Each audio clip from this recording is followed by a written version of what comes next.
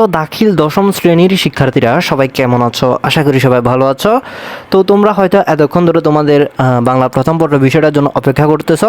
তো শিক্ষার্থীরা, তোমাদের অপেক্ষা শেষ। এই ভিডিওতে আমরা তোমাদের বাংলা প্রথম পত্রটা নিয়ে চলে এসেছি। তো তোমরা প্রথমে এটা বলো, কালকে আমাদের দেওয়া তথ্য যোগাযোগ প্রযুক্তি বিষয়ের সাজেশন থেকে কি তোমাদের 100% কমন এসেছিল কিনা সেটা তোমরা বলো।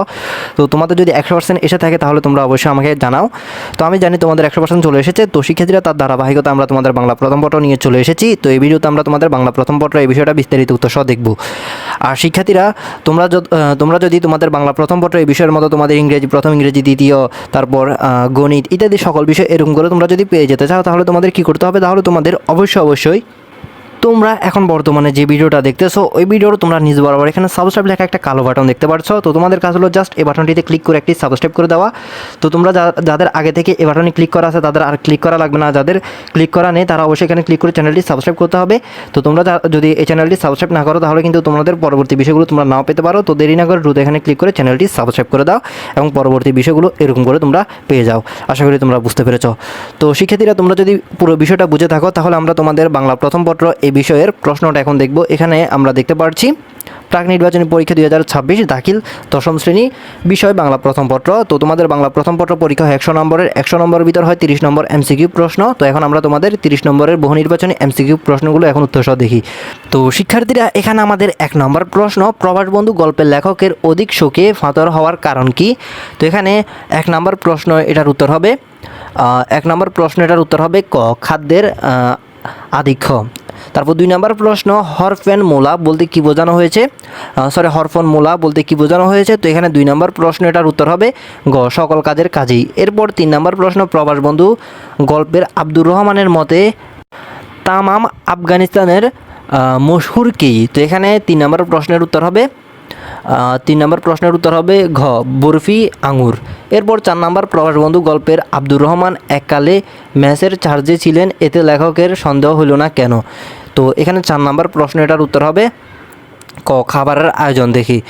এরপর 5 নম্বর প্রশ্ন, আব্দুর রহমানকে দেখে লেখক মনে করলেন যে আব্দুর রহমানের ভীমসেনের মতো রান্নার কাজ করবে, বিপদে আপদে রক্ষা করবে, খবর আদান প্রদান করবে। তো এখানে আমরা 5 নম্বর প্রশ্নে 3টা অপশন দেখতে পাচ্ছি। এখানে আমাদের সঠিক উত্তর হবে গ, 1, 2, 3, 3টা হবে সঠিক উত্তর। আশা করি বুঝতে পেরেছ। এরপর এখানে আমাদের 6 নম্বর, এখানে বলা হচ্ছে গত ডিসেম্বরে সিলেটের বিছানাকান্দি বেড়াতে গিয়েছিল। সেখানে নীল আকাশ, পাহাড়ি ঝর্ণা হতে প্রবাহিত হচ্ছিল শীতল পানি, পাথরের উপর দিয়ে বয়ে চলার দৃশ্য মনকে চঞ্চল করে তোলে, আনন্দে কণ্ঠে বেজে ওঠে। তো এখানে আনন্দে কণ্ঠে বেজে ওঠে দন্যে দানে পুষ্পে ভরা আমাদের বসুন্ধরা। তো এখানে বলা হচ্ছে উদ্দীপকের সঙ্গে সাদৃশ্যপূর্ণ বা প্রবাস বন্ধু ভ্রমণ কাহিনীর কোন লাইনে প্রতিফলিত হয়েছে? তো আমরা একটু নিচে স্ক্রল করলে দেখতে পাচ্ছি এখানে আমাদের 6 নম্বর প্রশ্নটার উত্তর হবে খ, সে হাওয়া দম দিয়ে বুকে ভরবেন, তাতে এক রতি ধুলো নেই বালু নেই। তো এখানে এটার উত্তর হবে খ। আশা করি বুঝতে পেরেছ।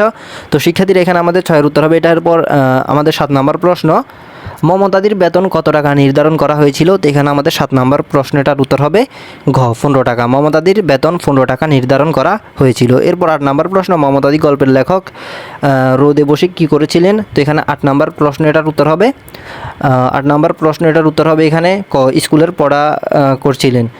এরপর এখানে 9 নম্বর প্রশ্ন, মমতাদির কপালে টিপের মতো ক্ষতচিহ্ন দ্বারা কী বোঝানো হয়েছে? তো এখানে 9 নম্বর প্রশ্নের উত্তর হবে খ, স্বামীর নির্যাতন। উত্তর হবে খ। তো শিক্ষার্থীরা, এরপর আমরা একটু নিচে স্ক্রল করলে দেখতে পাচ্ছি আমাদের বলা হয়েছে নিচের উদ্দীপক পড়ে 10 ও 11 নং প্রশ্নের উত্তর দাও। তো এখানে আমরা উদ্দীপকটা পড়ি। বাবার মৃত্যুর পর অনাথ রাবেয়া শহরে চাচার বাসায় আশ্রয় নেয়। চাচা রাবেয়াকে দেখে খুশি হলো, চাচি ভীষণ বিরক্ত হয়। রাবেয়াকে দিয়ে চাচি বাসার যাবতীয় কাজ করালেও খাবারের বেলায় তার ভাগ্যে সবার শেষে সামান্য খাবার জোটে। সামান্য ভুল ত্রুটি হলে চাচি তাকে অকথ্য ভাষায় গালমন্দ নির্যাতন করেন। নিরুপায় রাবেয়া সব কিছু মুখ বুজে সহ্য করেন। তো শিক্ষার্থীরা, এটা হলো তোমাদের উদ্দীপক।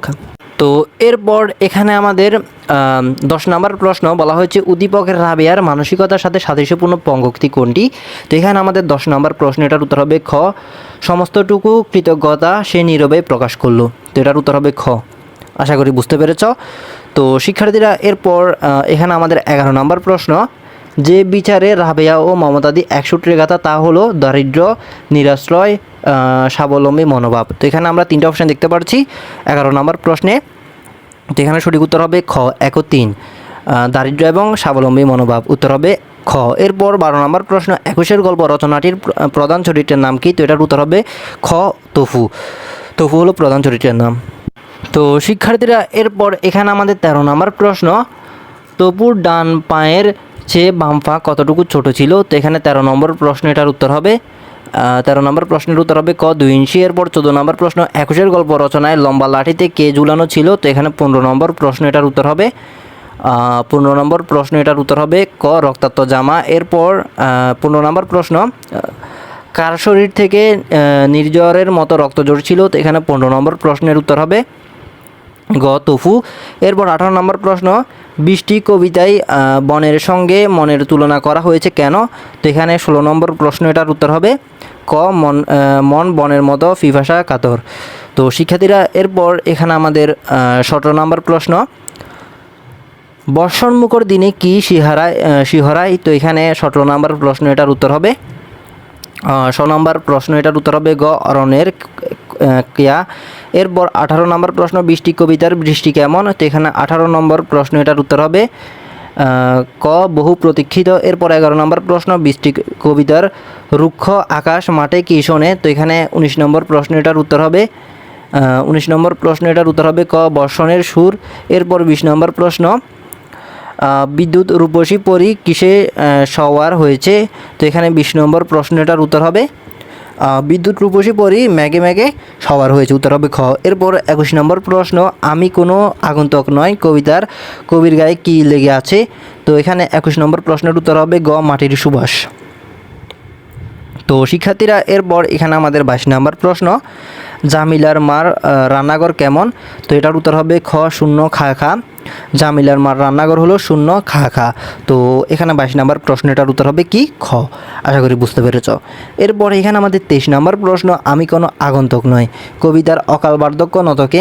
তো এখানে 23 নম্বর প্রশ্ন, এটার উত্তর হবে 23 নম্বর প্রশ্নটার উত্তর হবে গ কদমালী। এরপর 24 নম্বর, কদমালী ও জামিলার মা হলো দারিদ্রতার প্রতীক, গায়ের অকাল মৃত্যুর শিকার গ্রামের লোকের অনাহারের নিদর্শন। তো এখানে এটার উত্তর হবে খ 1 ও 3 দারিদ্র্যের প্রতীক এবং গ্রামের লোকের অনাহারের পরিদর্শন। এরপর এখানে আমাদের বলা হয়েছে নিচের উদ্দীপক পড়ে 25 ও 26 নং প্রশ্নের উত্তর দাও।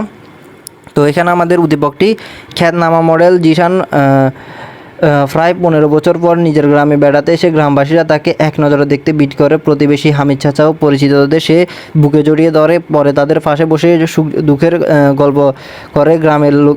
গ্রাম দেখতে দেখতে বেরিয়ে পড়ে এবং বলে, এতদিন গ্রামে না এসে জীবন ভীষণ অন্যায় করছি। তো এখানে 25 নম্বর প্রশ্ন, প্রতিবেশীদের প্রতি জিশানের মনোভাবে সাদৃশ্যপূর্ণ বঙ্গোক্তি কোনটি? তো এখানে 25 নম্বর প্রশ্নের উত্তর হবে খ খোদার কসম আমি বিনদেশী প্রতীক নয়। তো এখানে এটার উত্তর হবে খ। তো এরপর এখানে আমাদের 26 নম্বর প্রশ্ন। 26 নম্বর প্রশ্নটি, আমি কোনো আগন্তুক নয় কবিতার যে বিষয়গুলো জিশানের মাঝে প্রতিফলিত হয়েছে, দেশাত্মবোধ, স্বজনের প্রতি ভালোবাসা, কর্মব্যস্ততা। তো এখানে আমরা 3টা অপশন দেখতে পাচ্ছি, সঠিক উত্তর হবে ক 1 ও 2 দেশাত্মবোধ এবং স্বজনের প্রতি ভালোবাসা। এরপর 27 নম্বর প্রশ্ন, তোমাকে পাওয়ার জন্য হে স্বাধীনতা কবিতার সগীর আলী কে ছিলেন?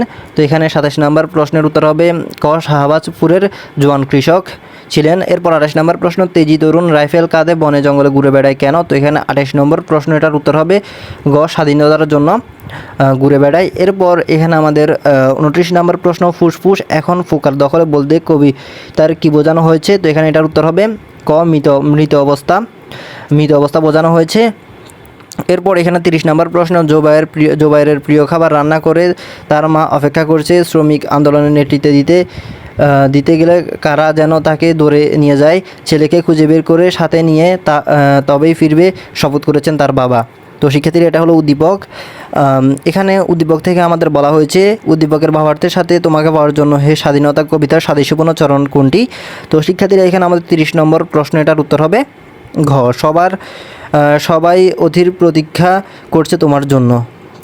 তো শিক্ষার্থীরা এখানে আমাদের 30 নম্বর প্রশ্ন এটার উত্তর দেখা হলো। তো এখানে আমি তোমাদের পরীক্ষায় এই 30টা এমসিকিউ প্রশ্ন থাকবে। এই 30টা এমসিকিউ ইনশাল্লাহ তোমাদের কমন চলে আসবে। তো এখানে আমি তোমাদের এই 30টা এমসিকিউ প্রশ্ন উত্তর সহ দেখিয়ে দিলাম। আর এখানে যদি তোমাদের কোনো উত্তর ভুল মনে হয় তাহলে তোমরা চেক করে নিবে, কারণ হয়তো আমার অজান্তে ভুল হতে পারে। তো তোমরা উত্তরগুলো আবার মিলিয়ে নিবে। আশা করি তোমরা বুঝতে পেরেছ। তো শিক্ষার্থীরা তোমরা যদি আমার পুরো কথা বুঝে থাকো তাহলে এখানে তোমরা একটা জিনিস খেয়াল করো। এই ভিডিওতে আমরা তোমাদের পার্ট 1 দিয়েছি। এই পার্ট 1 আমরা তোমাদের জাস্ট এমসিকিউ প্রশ্নগুলো উত্তর সহ দেখিয়ে দিয়েছি। তো তোমরা কিছুক্ষণ ওয়েট করো, আমরা পরের ভিডিওতে তোমাদের লিখিত অংশ, সৃজনশীল প্রশ্ন এবং সংক্ষিপ্ত প্রশ্ন সবগুলোর আমরা বিস্তারিত উত্তর সহ এর পরের ভিডিওতে নিয়ে আসবো। এটি হলো পার্ট 1, পার্ট 2তে আমরা সব নিয়ে আসবো। তো তোমরা জাস্ট কিছুক্ষণ ওয়েট করো, আমরা ইনশাল্লাহ অল্প কিছুক্ষণের ভিতর তোমাদের সেই ভিডিওটা নিয়ে চলে আসবো।